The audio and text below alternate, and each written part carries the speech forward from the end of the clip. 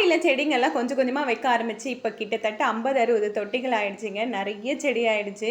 ஒரு சில செடியெல்லாம் காப்பு முடிஞ்சு காயவும் ஆரம்பிச்சிருக்கு. இப்போ சம்மரில் ஓரளவுக்கு தான் காய்கறிகள்லாம் இருக்குது. பூக்கள் ஆனால் நல்லாவே பூத்துட்ருக்கு. அதனால் எல்லா செடியுமே எடுத்துடலாம் அப்படின்னு பார்க்குறேன். மாடியை கொஞ்சம் நல்லா சுத்தம் பண்ணிவிட்டு ஆடி மாதம் விதை போடுறதுக்குள்ளே நம்ம ரெடி பண்ணிக்கலாம் அப்படின்னு சொல்லிட்டு எல்லாத்தையுமே க்ளீன் பண்ணிகிட்ருக்கோம். முதல்ல இந்த 2 வரிசையை க்ளீன் பண்ணி எடுத்துகிறோம். கத்திரிக்காய்லாம் நிறையவே காய்ச்சி முடிச்சிருக்கு.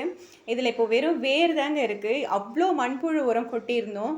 எல்லாமே ஃபுல்லாக எறும்பு வச்சு ஒரு மண்புழு இல்லாமல் எல்லாத்தையுமே சாப்பிட்டு வச்சுருக்குங்க.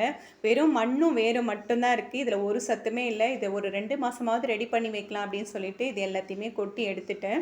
மொட்டை மாடியை மொத்தமாக ஒரே நாளில் க்ளீன் பண்ண முடியாது. அதனால் 2 வரிசையில் இருக்கிற செடி மட்டும் எடுத்துகிட்டு க்ளீன் பண்ணலாம் அப்படின்னு சொல்லிட்டு இன்றைக்கி 2 வரிசை மட்டும் க்ளீன் பண்ணிவிட்டு அதில் இருக்கிற மண்ணெல்லாம் மறுபடியும் அதே தொட்டிகள்லேயே வாரி வச்சுருக்கேன்.